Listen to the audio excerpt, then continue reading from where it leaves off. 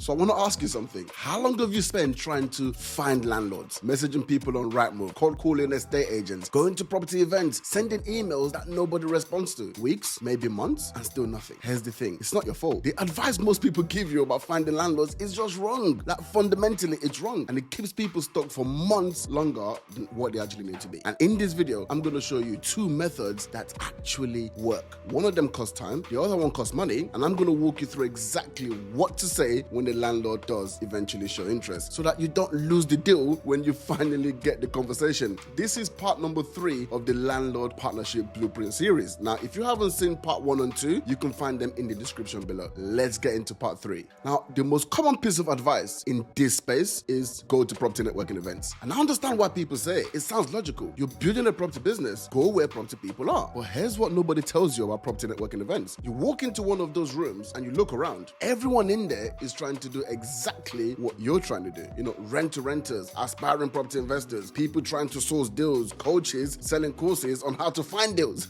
Nobody in that room has a portfolio of landlords that they are about to hand over to you. The rooms you actually want to be in are business networking events. And here's why. Business networking events are full of serious business owners, people who are trying to grow, people whose businesses touch different parts of the economy, different industries, different clients, different networks. And because they're business owners, they're more likely to have money, more likely to own property, and at the very minimum, more likely to know people who do. So you're not gaining one contact, you're potentially plugging into an entire network of property owners through one single relationship. Like, that one shift, moving from the wrong rooms to the right rooms, changes everything. Now, I can tell you this from personal experience. My third deal didn't come from an agent. It didn't come from Rightmove. It didn't come from sending a cold message. It came from a gardener.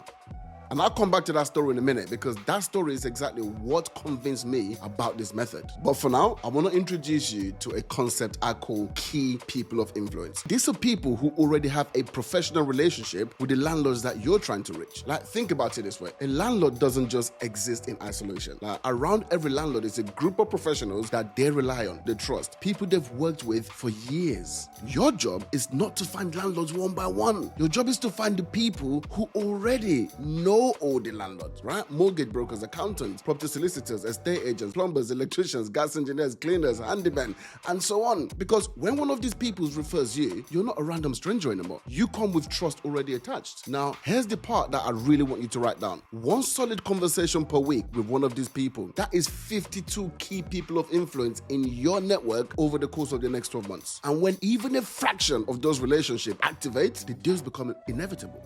Not possible, inevitable.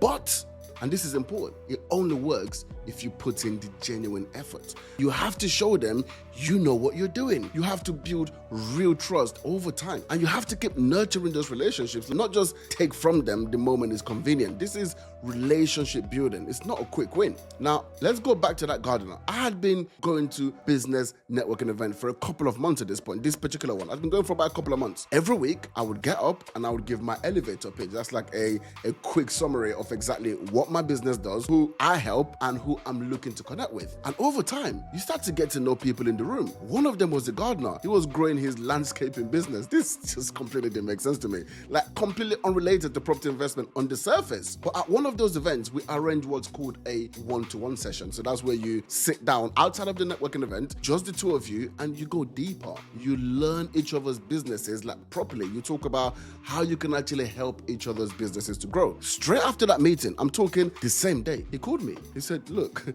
there's a landlord that I did the garden for. The property is empty right now. There's no tenants, and he's already thinking about Airbnb. Let me connect you two. The very next day, I had a meeting with that landlord, and we took on that property. That property, to this day, makes me between £800 and £1,000 per month. Now, would I have met that gardener at a property networking event? Not very likely. He was at a business networking event because he was trying to grow his garden business. That's it. But his clients happened to include landlords. He had access that I didn't have. And because we had built a genuine connection, he thought of me the very moment the opportunity appeared. Like, that is the power of key people of influence. And that's just one example from one person. Imagine what 52 of those relationships look like. I want to come back to the conversation side of this later on in the video. I'm talking about what to say when someone like that actually introduces you to a landlord, because getting the introduction is literally only half of it. Now, if you've got less time and a bit more budget, or you want to run both methods at the same time, there is a faster way: low cost ads. And when I say low cost, I mean it. £300 a month? That's all you need to get started. Think about that. That's £10 a day. That's the same amount of money most people spend on lunch and a coffee without thinking twice. That same £10 a day pointed in the right direction can have 1 to 2 landlords a day reaching out to your business. Imagine that. And here's what makes these conversations completely different from cold outreach. These landlords have already seen your message before they contact you. They already understand what you do. They're only reaching out to you because they have a genuine interest and they think you can help them. So you're not chasing, you're not convincing, you're not fighting through objections from the start. They came to you. Like, that shift from choosing landlords to landlords coming to you changes the entire energy of the conversation. The quality of the landlords that you speak to is just way higher. The conversion rate is way higher, and you get your time back because you're only speaking to people who are already warm, who are already interested. You don't need a complicated setup to start. The key is the message. What your ad says and who it targets is the key thing. That's what determines the quality of the landlords who are ultimately going to reach out to you. And that's something that we go deep on inside the Landlord Partnership Program, the exact ad structure that works right now in the UK market. And if that's something that is of interest to you, you can book a call with the team using the link in the description below. We're very good at this stuff. All right, let's move on. So you've done the work, someone has reached out, or you've been introduced. You're now in a conversation with a landlord. What do you actually say? This is where most people panic and they just overpitch, overselling. They go straight into, here's what I can do for you. Here's the money you're going to make. Sign here.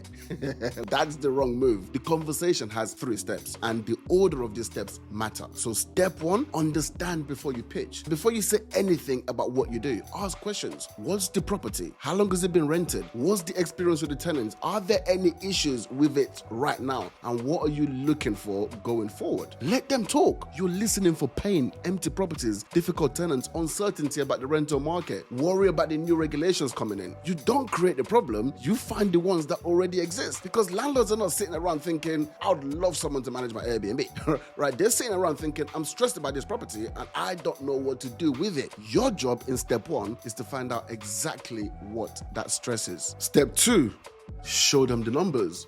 Once you know their situation, now you show them what's possible. Use real numbers, not some vague promises. For example, let's say they're renting a 2-bed flat in a good location for $1,200 a month. You can show them, based on the data from our location research, that the same property on Airbnb in that area with proper management could generate $2,500 to $3,000 per month in gross revenue. After your management fees, after all the costs, they take home more than they would from a traditional tenancy, often significantly more, and they don't have to do a thing. No more dealing with tenants, no void periods waiting for the next one. There's no wear and tear arguments at the end of a 12-month tenancy. Show them the numbers. Let the numbers do the heavy lifting for you. Once they see those numbers, they can no longer unsee them. Step number 3, position the partnership correctly. And this is the mindset shift that changes everything about how you show up. You're not asking these landlords for a favor. You're not asking them to take a risk on you. You're offering to solve a problem they already have. And you're the only one in this conversation who actually knows how to solve it. Have that confidence. Say something like this: what I'm proposing, Mr. Landlord, is simple. You keep full ownership of the property. I set it up, I run it, I manage the guests, I handle the operations. You get a return every month and you don't lift a finger. You have nothing to lose and significantly more to gain.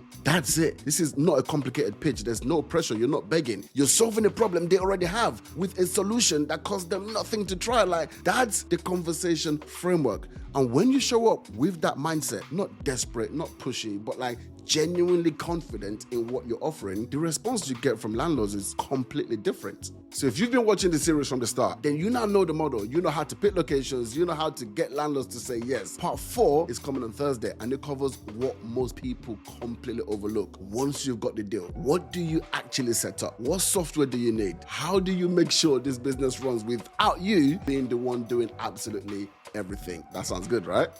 That's what we're going to be covering. So subscribe right now so you do not miss it. And if you want the full step-by-step launch system, then download the free 30-day Airbnb launch plan. It covers all 5 steps to launching your first Airbnb business without owning the actual property itself. The link is in the description below. Ladies and gents, subscribe right now. Right? And if you're finding this series really, really useful, subscribe.